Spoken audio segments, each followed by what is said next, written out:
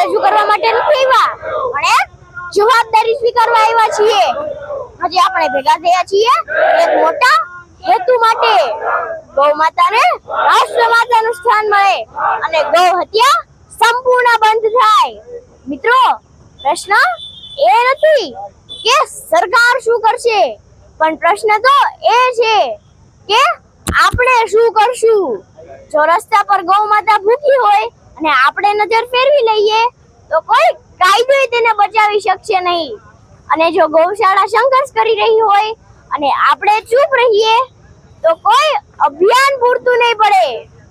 આજે આપણે માત્ર આવેદન પત્ર આપવા નથી આવ્યા, પણ આપણી અંદરની સંકલ્પ જાગૃત કરવા આવ્યા છીએ.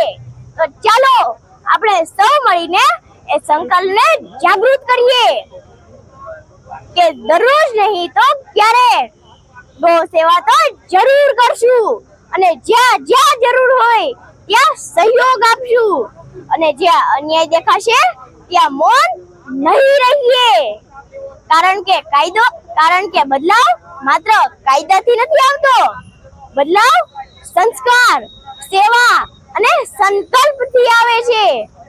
અંતમાં હું એટલું જ કહું છું, જ્યાં ગૌ માતાની રક્ષા થાય છે ત્યાં સમાજની આત્મા હંમેશા સુરક્ષિત રહે છે. તો ચાલો આપણે સૌ મળીને એ આત્માને જીવંત રાખવાનો સંકલ્પ કરીએ. જય ગૌ માતા, જય શ્રી રામ. જય ગૌ માતા, જય ગોપાલ. આજે ગૌ સન્માન આહવાન અભિયાનના માધ્યમથી સમગ્ર ગુજરાત રાજ્યમાં મામલતદાર કચેરીને આવેદનપત્ર, પ્રાર્થનાપત્ર આપવામાં આવી રહ્યું છે. રાજકોટમાં ફક્ત રાજકોટમાં 60,000 જેટલી સહી કરીને હસ્તાક્ષર દ્વારા આ આવેદનપત્રો આપવામાં આવશે. સમગ્ર દેશમાં અભિયાન ચાલી રહ્યું છે. સંતો દ્વારા, કોઈ પણ સંસ્થા દ્વારા કે નામ નહીં, પરંતુ એક ગૌ માતાને અને નંદી મહારાજને ધ્યાનમાં રાખીને આ અભિયાન આજે એક ચેતના જગાવવા માટે, ગૌ ચેતના જગાવવા માટેનું અભિયાન છે. આવનારા દિવસોમાં સમગ્ર દેશની અંદર અનેક રાજ્યોમાં તો ગૌ હત્યા પ્રતિબંધ કાનૂન છે, પણ દેશ લેવલે આ કાનૂન થાય અને એ દ્વારા એક પણ ગૌ હત્યા ન થાય, ગૌ તસ્કરી ન થાય, અને સાચા અર્થમાં ગૌ માતા દ્વારા રાષ્ટ્રનું કલ્યાણ થાય, આપણું સૌનું કલ્યાણ થાય, એવો એક સંકલ્પ કરવા માટે વ્યક્તિગત, સામાજિક અને સરકાર સ્તરે થાય એ માટેનું આ અભિયાન છે. એમાં આજે રાજકોટમાં સંતો, મહંતો અને ગૌપ્રેમીઓ દ્વારા એક આવેદનપત્ર આપવામાં, પ્રાર્થનાપત્ર આપવામાં આવી રહ્યું છે.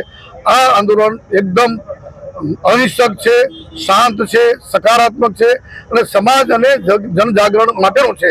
ગૌ ચેતના જગાવવાનું છે અને સાથે મળીને સૌના પ્રયાસથી, સૌના સાથથી આપણે ગૌ માતાને રાષ્ટ્ર માતાનો દરજ્જો આપી શકીએ. ગૌ માતા દ્વારા આપણું સૌનું કલ્યાણ થાય એ ભાવના અને એ સંકલ્પ કરવા માટેનો આજનો દિવસ છે. એ દ્રષ્ટિએ આજનું આ અભિયાન છે.